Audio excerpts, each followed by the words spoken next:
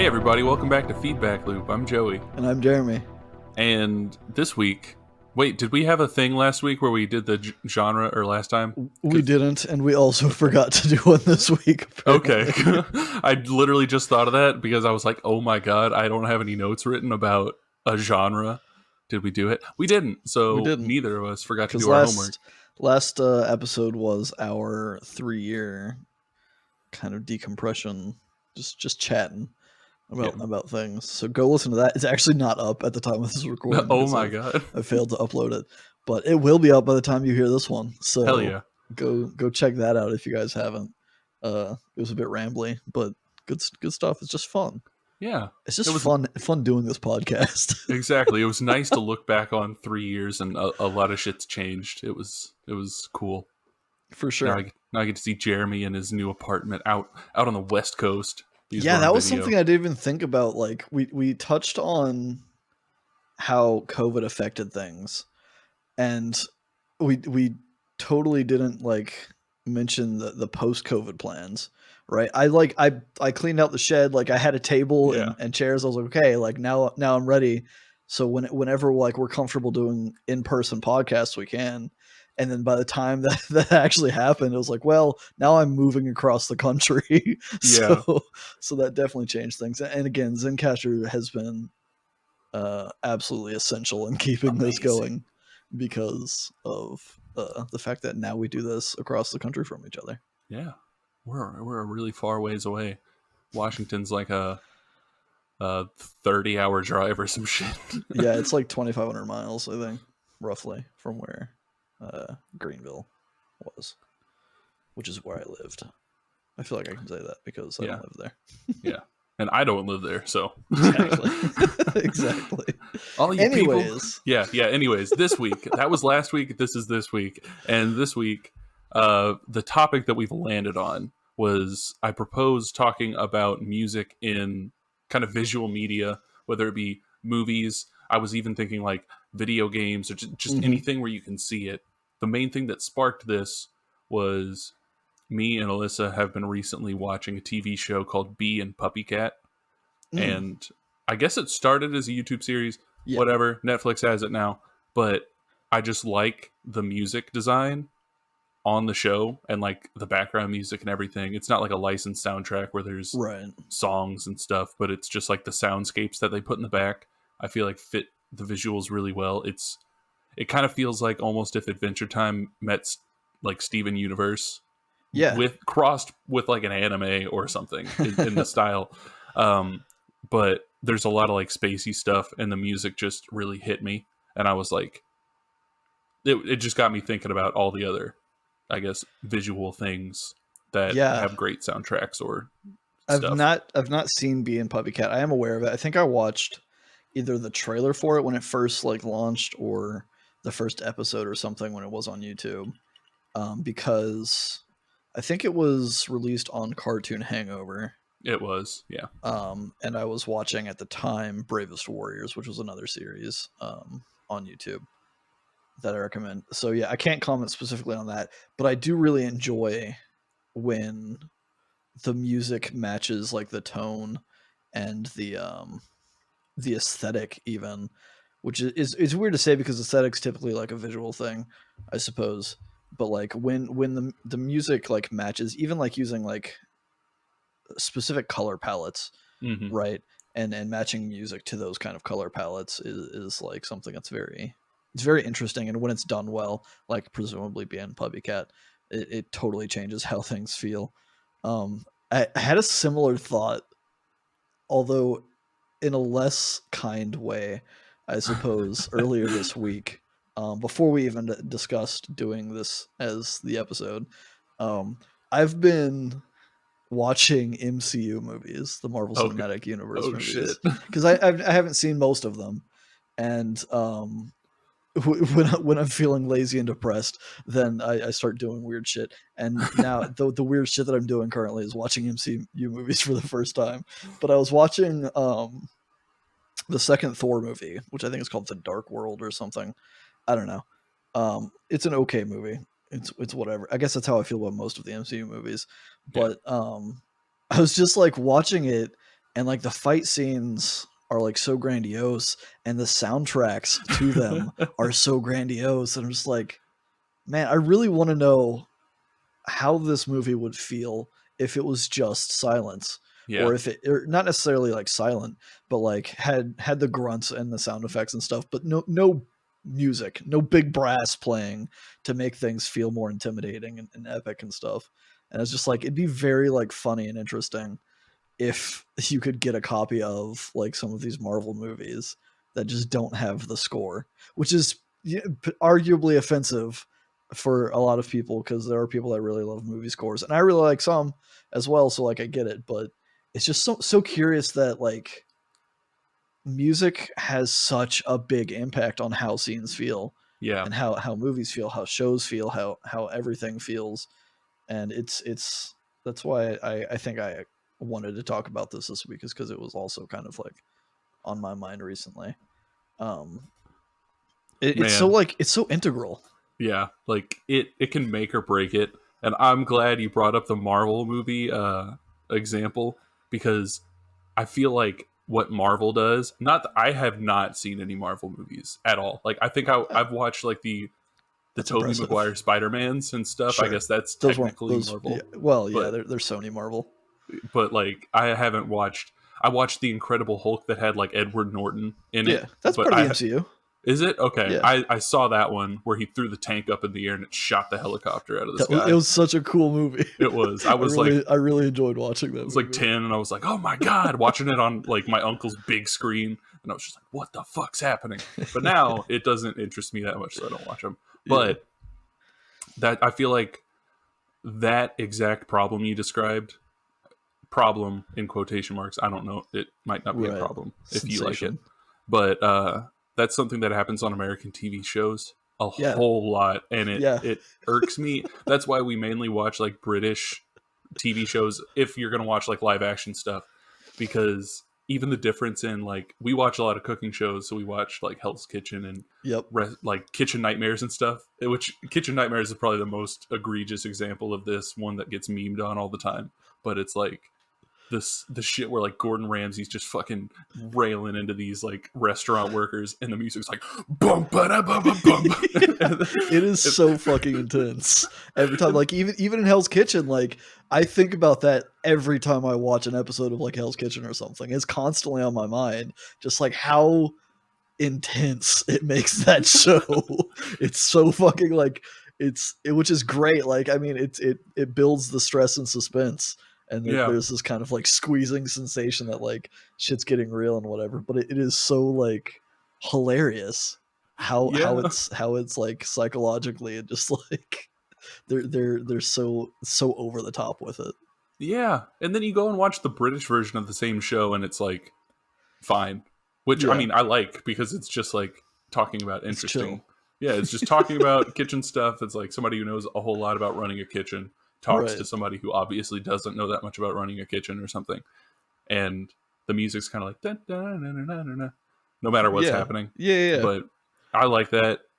we I we prefer crave that. drama here in America. Yeah, We need drama, and we need excitement, and that's why reality TV shows are like that, I yeah, think. And like, I mean, they do it consistently. It's so like, they've figured it out, right? There's science behind it. There's numbers, there's math, statistics, and stuff that like, that's what gets the most attention yeah, and views, at least here in America. So like, that's why they do it.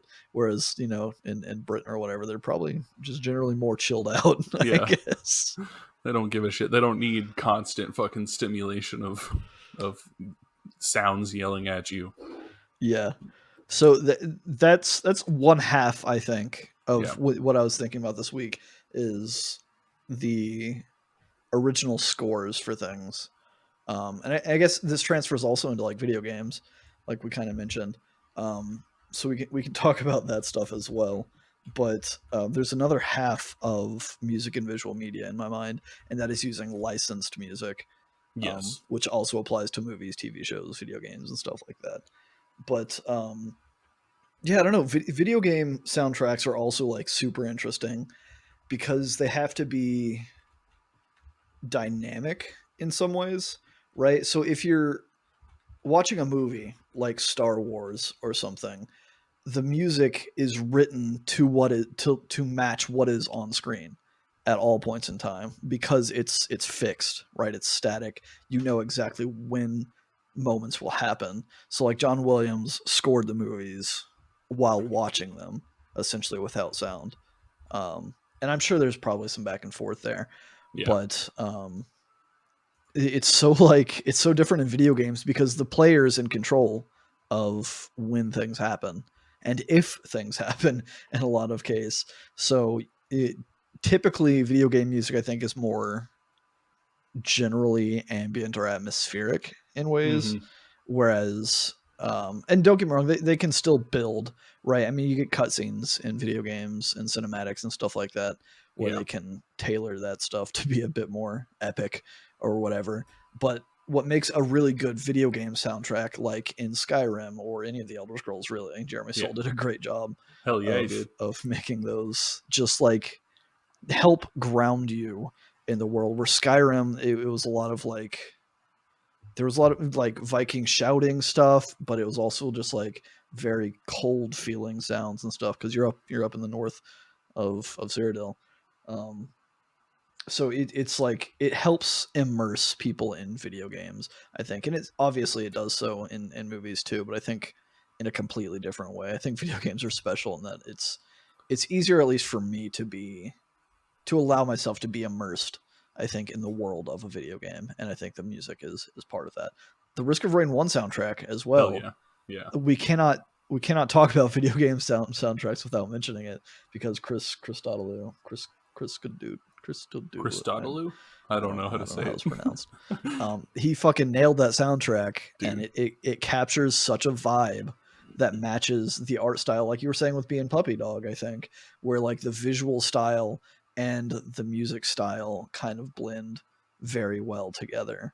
And he just fucking killed it. That's what made that game, I think, work so well. Is just the epic soundtrack. Yeah, I gotta agree. Like, he fucking killed it. Risk of Rain 1, Risk of Rain 2. Like, somehow he just captured this, because you're on alien planets moving all around and doing all this shit. Um, but, like, as, and I don't know, people out there, if you played Risk of Rain, No, the we're the longer only you two people that has spend, played Risk of yeah, Rain. you should play Risk of Rain if you haven't. The longer you're in, like, a run, the like the more intense the enemies get, and somehow, I'm not somehow, he tried to do it, he did a very great job at it, but he makes the music kind of build with intensity as the run's going on. Like, you start Yeah, out and it's kind of like softer and not as chill. harsh, but then as you go on and like a ton of enemies are all around you, it's like it's building and you feel like it's growing. And I think that's part of what, like, I guess movie sounds in general, like popular movie sounds in general, I feel like they're always too loud. And like with the Marvel movie, it is this epic Yeah, point, there's but not a lot of subtlety.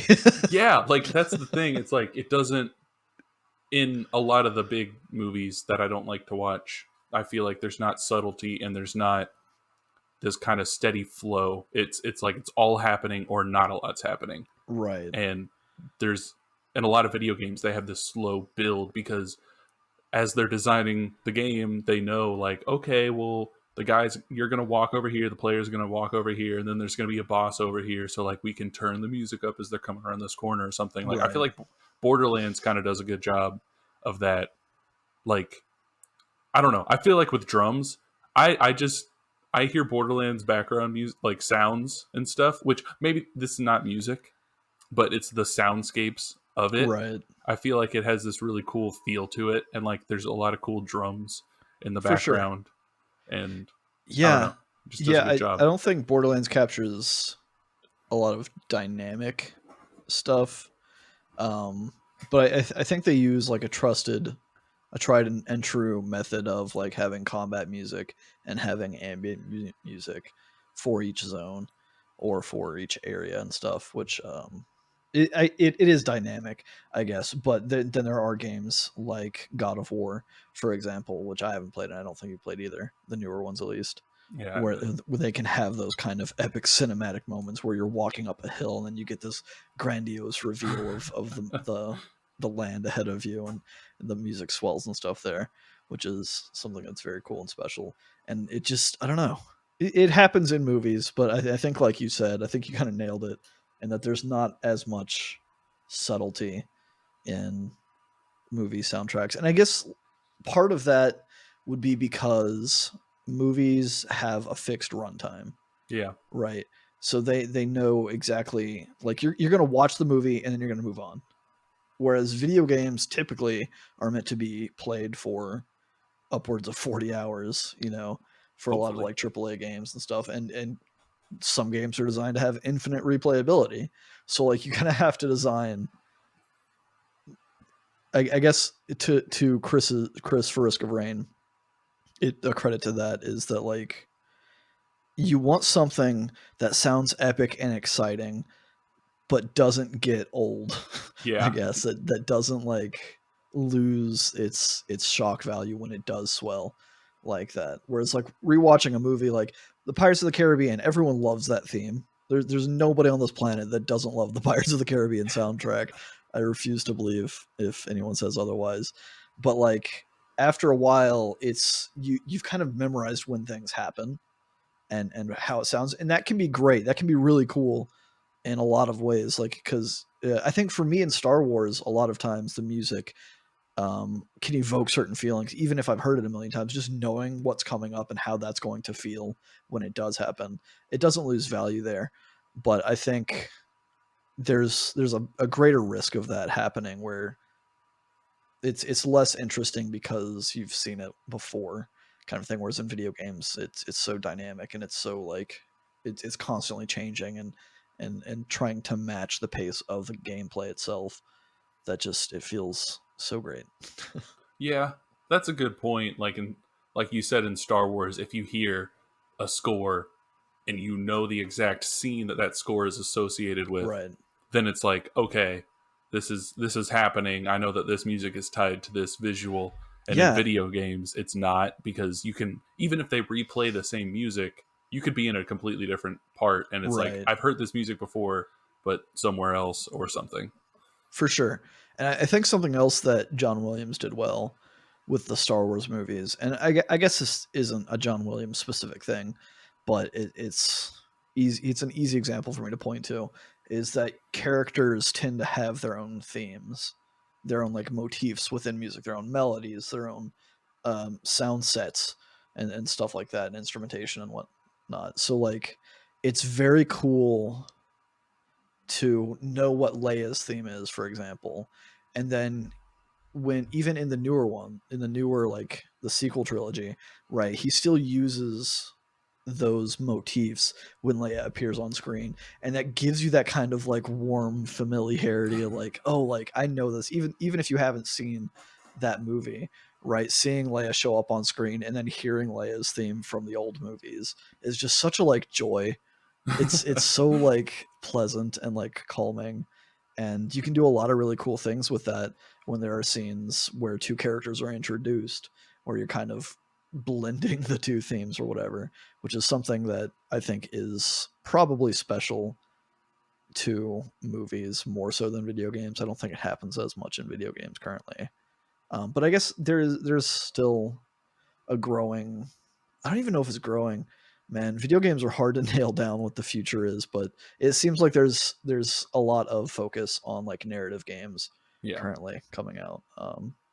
So I guess there's more opportunity for that now, but for a lot of the more like popular slash bigger slash multiplayer games, right? You don't have that, because in multiplayer games your character is just another guy, Yeah. right? Everyone is another guy, so there's not really like uh something special you can do with the audio for a given character, unless it's like a class based shooter kind of a thing, in which case they can have their own voice lines or whatever, and maybe even music themes. But in the gameplay itself, that's not reflected,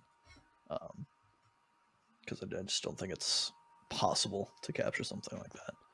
Yeah. But And I mean, that would take away from trying to hear, like if you're playing Call of Duty or something and you're right. listening to this epic score, you need to, if you're going to let your team down if you don't hear that fucking sniper crawling like 15 buildings away with It's your Turtle true. Beaches. Like, Yeah. Yeah, I guess in highly competitive games, right? Sound engineering or sound design is based way more around the sound effects themselves and the treatment of those sound effects compared to the soundtrack. Um, Typically in shooters, I guess that at least modern shooters that is the case. Like you mentioned, Borderlands, like it's not a competitive shooting game, Yeah. so there's not as much pressure, and it's a very like quick feeling game. The gameplay loop is very quick and Yeah. not as intense, I suppose, as a lot of like competitive shooters. Um, Something else, I guess we can talk about is the use of licensed music, Yes. and so within the realm of TV, this happens a lot with like season finales, where they'll use like some big, powerful, or interesting, or rocky and exciting, depending on like how the season's ending. They'll get like a licensed track. A lot of shows don't lean too heavily on licensed music, I don't think, with a recent exception that we both watched being Legion, Yes. which they shied away from, I think, at the start, but they really kind of leaned into it towards the end of the show where they were using a lot of licensed music. And I think it's very cool. Like it is impressive to write a score to a movie, right? Hmm. Arguably more impressive than curating existing licensed music, but there's still like something that's incredibly impressive to me about finding the right song for the right scene. And Yeah. when that works out well, then like it has so much power. You know, that reminded me. I lied. I have seen an MCU movie. I saw the first Guardians of the Galaxy, and That's a good that example too. is a great example of. I mean, Legion is also a great example of it, but that also makes me think of like Guardians of the Galaxy, where in your head you're remembering the soundtrack of like it gets to the point where if you hear a song that was in the TV show or the movie, you're picturing what happened in that movie with the song Right. because you're just Yeah. like it's iconic. When people hear "Hooked on a Feeling," right, Yeah. they're thinking Guardians of the Galaxy nowadays more so than the song itself, which is a testament to its power, I guess. And like, I think Guardians of the Galaxy is special. I haven't seen it a lot.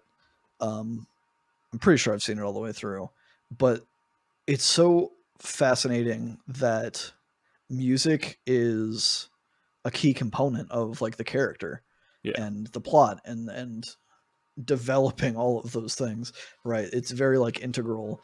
So it's fun that licensed music serves more of a purpose than in like Legion, which like Legion uses licensed music all the time to accent scenes and to like they play with it in a lot of weird ways because the show Yeah. is just kind of like meta, I guess, in those kind of ways. But in Guardians of the Galaxy, and there's another movie called Sucker Punch. I don't know if you've seen it, that also uses a lot of licensed music in those ways where it's like it is intentional on another level because it's not only you listening to the song to complement the scene that's happening, but the character themselves is listening to the song, and Yeah. that's affecting what they're doing and how they're doing it, which is such a cool idea, which is probably why that movie did so incredibly well. Guardians of the Galaxy, not necessarily Sucker Punch. Yeah. I think Sucker Punch did well enough, but Alyssa watched it. I've never seen it. She watched it and she liked it. Um, but yeah, to your point, Legion. It was a.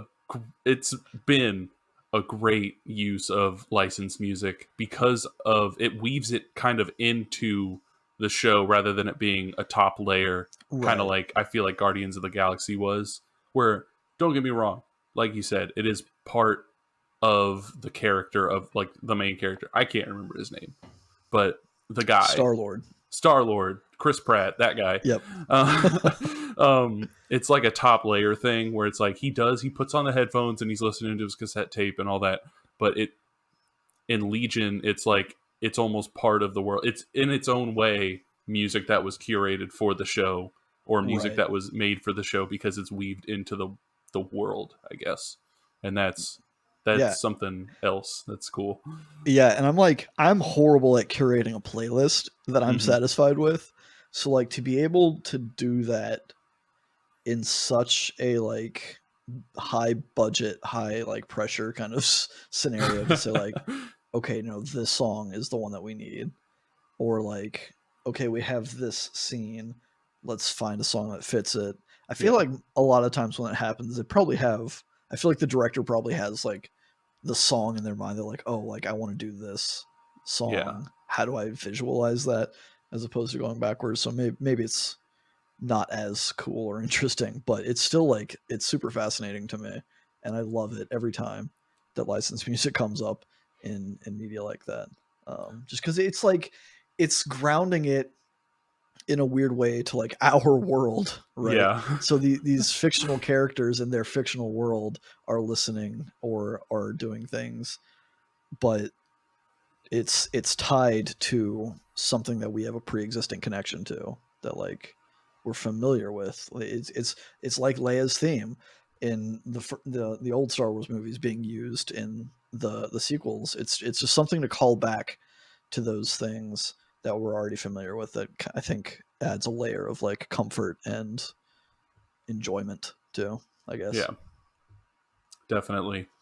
Totally out of left field, but Shrek also has a great license soundtrack. Yeah, like, for sure. Insane, because we watched Shrek 1, 2, and 3 recently because we saw that the last Shrek movie was on Netflix. So we were like, let's rewatch all of the Shrek movies before we watch this new one. And damn, it just works so well. Like, yeah, they got Bad Reputation by Joan yeah. Jett when he's doing the wrestling thing. My Beloved Monster by the Eels is great. Yes. Smash Mouth's All Star, obviously meme worthy, but Yeah. yeah, And I then, agree completely. I haven't seen that movie in so fucking long, but I Eddie Murphy definitely singing fucking "I'm a Believer." yeah, the whole karaoke thing like at the end was just fucking was great. I totally forgot about that. Definitely worth mentioning. Moving on, licensed music in video games Oh god. is this. So this is interesting because it can be used in several different ways within video games, and that you have some games that are like fully licensed soundtracks, like the Need for Speed games or the EA Sports games, or the Tony Hawk games, right? Where Yes. it's all you're hearing is licensed music, and there's not anything else going on. And I think there's I think that is something that has kind of died off in a way. Mm-hmm. I mean, the new Need for Speed game still does it too. That's So probably just a holdover, though, more than a right, like. They're like, we started with this, so why not? that, and I think like with Need for Speed specifically, like you're in a car, Yeah. and most of the time when somebody's in a car, they're listening to the radio. So I feel like the music kind of helps ground the gameplay in that sense. Which, I mean, not to say that people in skate parks can't be blasting boom boxes or whatever. Maybe they have headphones on. Yeah, right. But I don't know. It's I think I don't think it's impressive to have a fully licensed soundtrack like that. Yeah. But I think that there's a benefit of A, it allows you to discover things that you wouldn't have otherwise heard. And B, kind of you can curate a playlist to capture the vibe or mood that your game is. So like Tony Hawk used a lot of like punk rock and stuff like that, which I think kind of captures the scene very well. Whereas like the Need for Speed games, God, they've been on a journey with soundtracks because I guess car culture has evolved in a lot of the ways. And I'm not a part of car culture necessarily. Like I don't have a lot of insight into that, but like in the early 2000s, a lot of the Need for Speed soundtrack was like a lot of rock and metal, and then there was some hip hop mixed in, and then there was some like electronic music mixed in. So it kind of spanned a lot. The new Need for Speed games are mostly hip hop or like mumble rapping and stuff like that, which I'm not too keen on myself. But there's still some bangers in it. Like the new Need for Speed has a remix, or I guess a cover at this point, of "Where's My Mind" by the Pixies, and I think that like it's a good song in itself. The cover is, and so is the original. But I think it's nice because it almost feels like it's throwing back to like Need for Speed Underground 2, which Mm-hmm. had the Riders on the Storm from the Doors, but it was like the Snoop Dogg version Hell of yeah. it. So that was kind of fun. A fun play on licensed music, I suppose. Yeah. Licensed, it definitely feels like you bought a movie licensed soundtrack, because that used to be a big thing where it's like a random family movie would come out and they'd be like, here's our licensed soundtrack, and it was just like 12 random songs or whatever. The Like, Scooby-Doo 2 soundtrack. yeah, the Cheaper by the Dozen soundtrack that has all your favorite 90s hits or whatever. Yeah. And that it definitely ends up feeling like that, which Tony Hawk soundtrack to all the Tony Hawk games will be in my heart and mind forever. For sure. Same with, personally for me, Need for Speed Hot Pursuit 2 and Need for Speed Underground soundtracks will always be in my mind. But kudos to Grand Theft Auto for the way that they integrate their licensed Very soundtrack, true. Very true. because they not only do they get big real world artists to like make new songs for it, they do incorporate a lot of just existing songs, but it's like on the radio in their version of the world. And like when you're in a car, you can flip radio stations and they have like the rock station, the hip hop station, whatever, and it's just like it makes it feel more immersive to me that they do that, because it's like, okay, well, I'm just hopping in the car, gonna flip on the rock station and hear whatever. I'm gonna flip on the electronic station and hear For real sure. music that I know. Yeah, I didn't even think about GTA, but like GTA and like Saints Row, I think do a great job of balancing that kind of, like you said, like they still have playlists of licensed music in there, but it's not all there is, and Yeah. it's not constantly there. Um, and I think there's one moment that I will always remember from Saints Row. I think it's it might be Saints Row 3. It was definitely Saints Row 3 because that's when they started getting weird and wacky with it. Yeah. Yeah. But there's a scene in the game where you're ascending a skyscraper, like a high rise, in a helicopter. You're outside and you're coming up to the top, and on the top of the building there's just like a gang that you're just supposed to like mow down with this helicopter or whatever. And while you're doing that, it's playing Kanye West's Power, and it just feels like so incredibly perfect to just like be flying this helicopter over there and just start blasting people off the top of the skyscraper. I will never forget that moment because the use of licensed music was so like on point and memorable.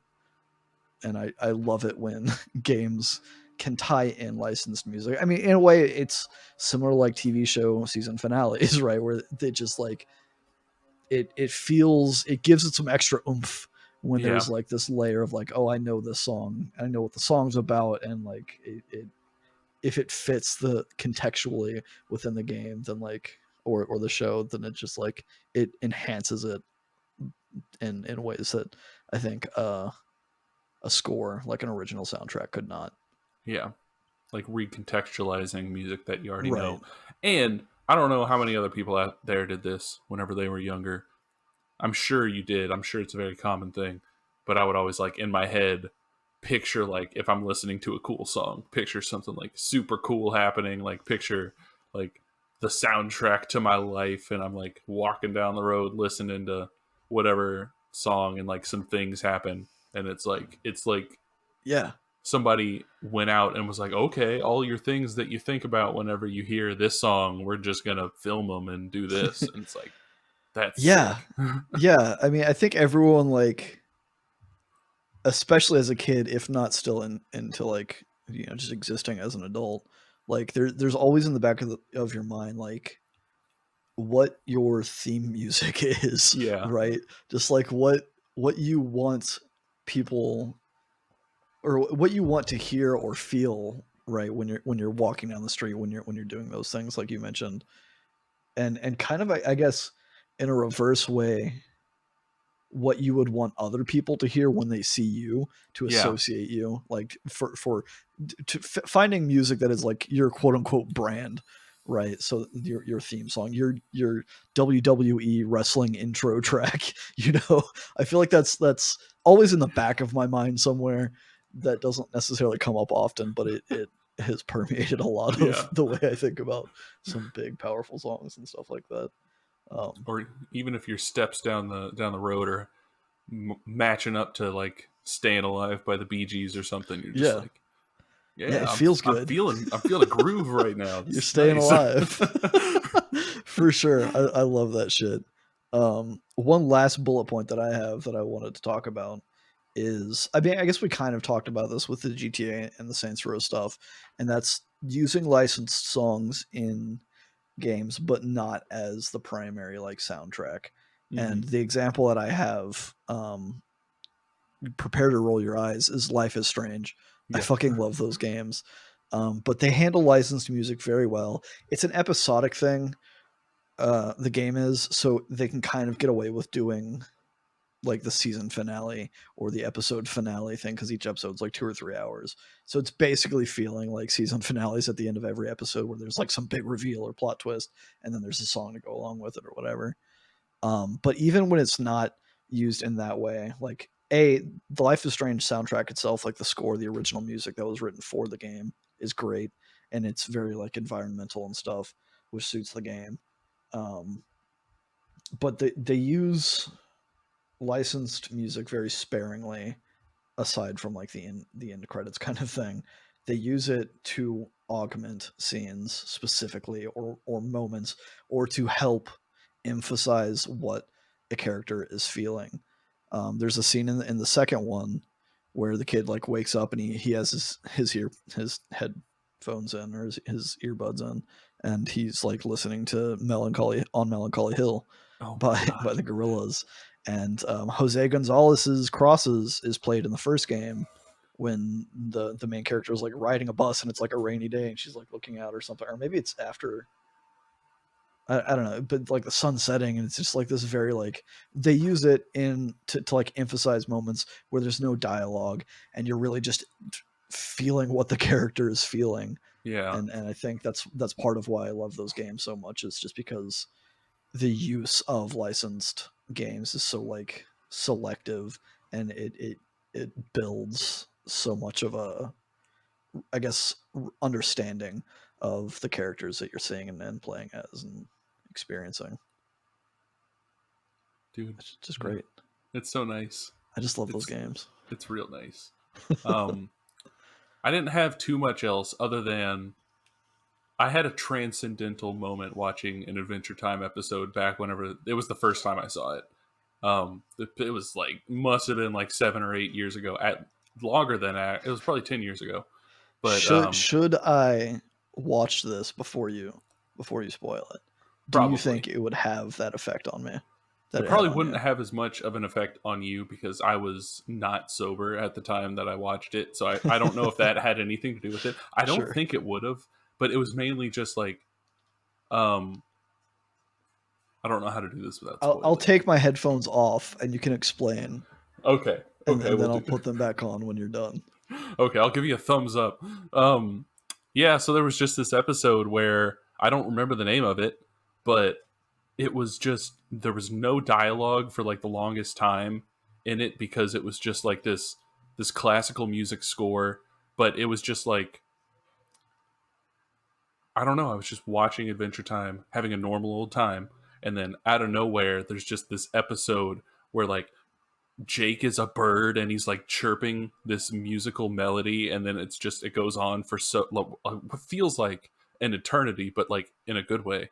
And it was just a great use of incorporating music to entirely feel like the show, but apparently it was an actual piece of music that is old or something.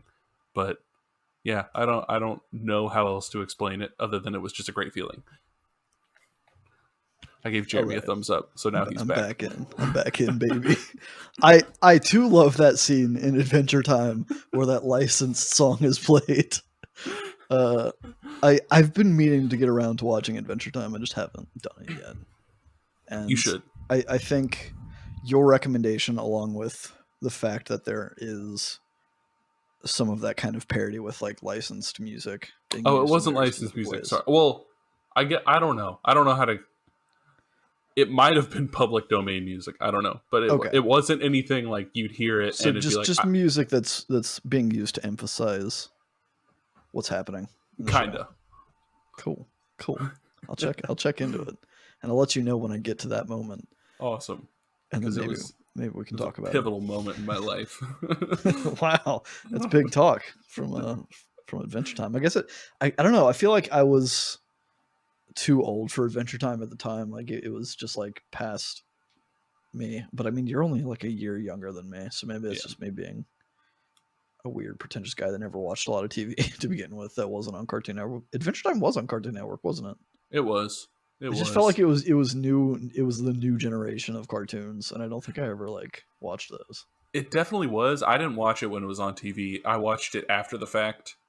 But I feel like it's a good enough show that it doesn't matter. But most of the other cartoons around the era that Adventure Time came out, I don't care for them. Yeah, I feel like Adventure Time really captured something special for a lot of people.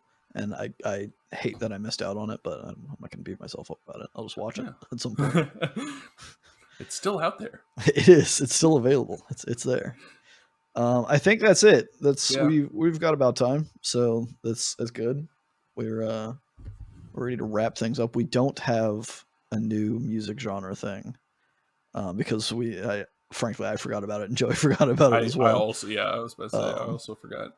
But next week. Maybe we'll bring back another thing. We'll see what we're talking about, and if we remember to do so.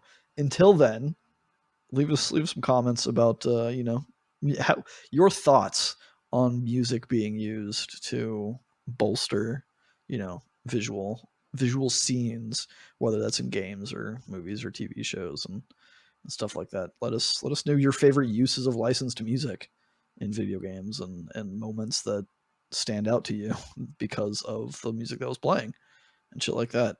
All the social media stuff, stay in our feedback loop. Bye.